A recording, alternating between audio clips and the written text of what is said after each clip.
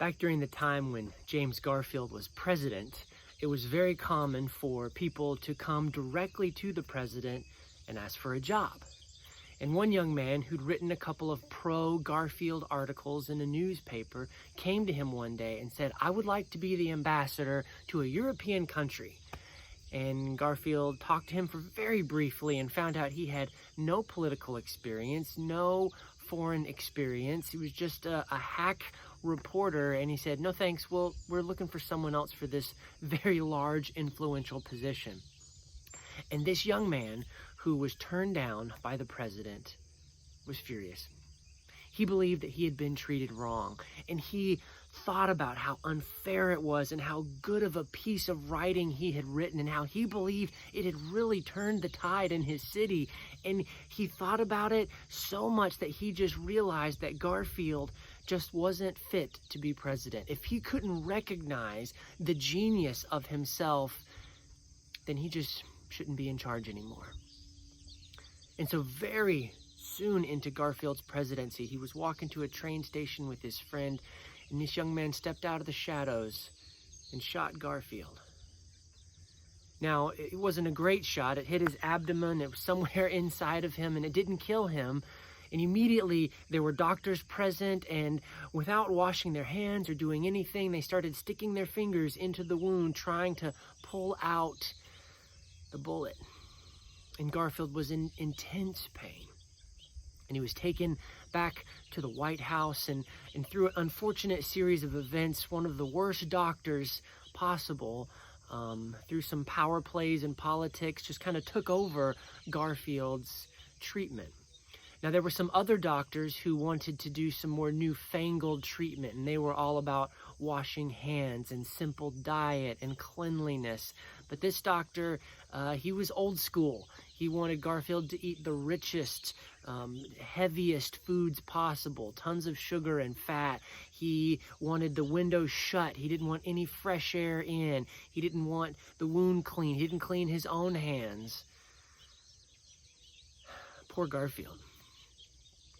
And Garfield was young. He was one of the youngest guys elected at that time. He was very, very popular. He had tons of ideas. He wanted to modernize the Navy and fix the civil service. He was attacking kind of the organized political machines and the corruption there. And letters just poured in from all across America, wishing him to be getting well, praying for him. Alexander Graham Bell actually invented a metal detector to try to find the bullet. But unfortunately, Garfield was laying on a bed with metal frames, and the newfangled machine just didn't work, and no one realized, oh, there's metal in the bed, because at this time, it was so unheard of to have a metal bed frame that no one even thought about it. They just thought, well, Alexander Graham Bell's invention doesn't work.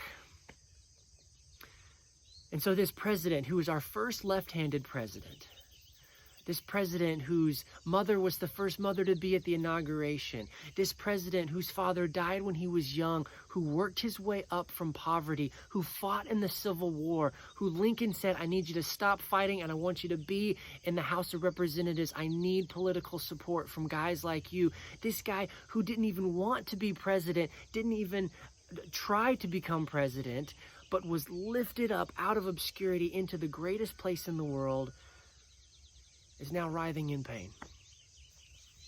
And it is so not fair. Finally, he realized he wasn't going to get any better. And he wanted to go home. He and his wife had a little cottage that overlooked the sea. And so they gently took him, because any kind of movement hurt him so bad. He was in so much pain.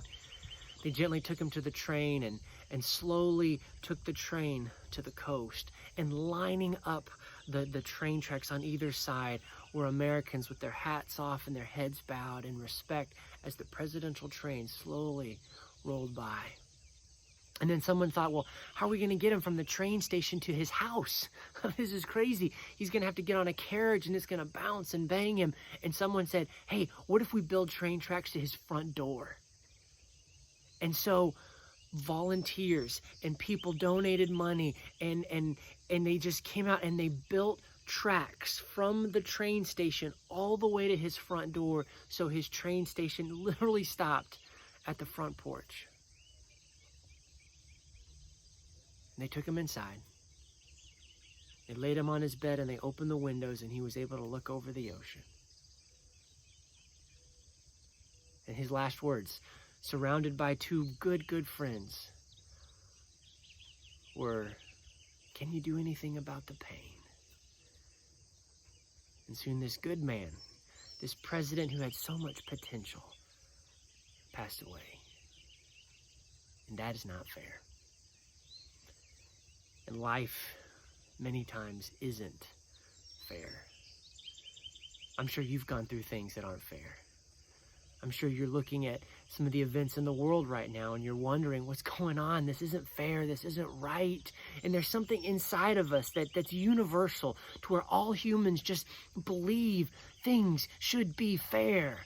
When there's injustice, we get frustrated. We're like, no, that's not right. A good man like this should have served out his whole time in office. He should have died an old man surrounded by his great-grandchildren. He should have been able to accomplish his dreams and make America better. But he was cut down by a crazy man. He was hurt by doctors who just didn't know any better. And he died in writhing pain. And then there's that Bible verse that says all things work together for good, for those who love God. And the cynical side of us wants to just snort and say, yeah, well, not always. But that's because we're assuming Garfield's story is done. You see, Jesus said death is asleep. And when my little girl's sleeping, all I have to do is walk into the room and say, hey, baby, wake up. And I can wake her up. And that's how Jesus looks at death. We've all got friends and family members who've passed away, and we're helpless to do anything about it. But all Jesus has to do is say, hey, baby, wake up. And grandma, or grandpa, or Garfield, their eyes will open, and they'll see the face of Jesus. You see, we live in a world of sin and tragedy and pain. And something bad has happened to all of us. Something bad will happen to all of us. But we've got to remember that our lives are supposed to go on for eternity. And if we die, or when we die, that's not the end of the story. It's just a pause. One day Garfield's going to hear Jesus say, wake up. And he's going to wake up and he's going to be in heaven. And yeah, he wanted to accomplish great things as president. And yeah, he wanted to live another 50 years. But once he's in eternity with heaven, he's going to be like, man, this is so good. I'm not even going to worry about any of that stuff back there. You see, the most important decision in Garfield's life was to give his heart to God. And while you one day might become president, or might become a millionaire, or might become super successful or influential, or get married, or have that kid that you've always wanted, or that dream come true, or maybe none of those things will happen. The most important thing is when you give your heart to God and say, you know what, I'm going to trust you whether I have a great life or a hard life, whether all my dreams come true or they don't, whether I die young or die old. I'm going to trust in you because I believe that all things work together for the good of those who love God. Garfield didn't have a really long life, but the life that he lived was packed with success and joy, and he just accomplished so much. And even though he died young, he died trusting in God. Remember, no matter what happens, God's got this. He loves you. And we can trust in him. God bless.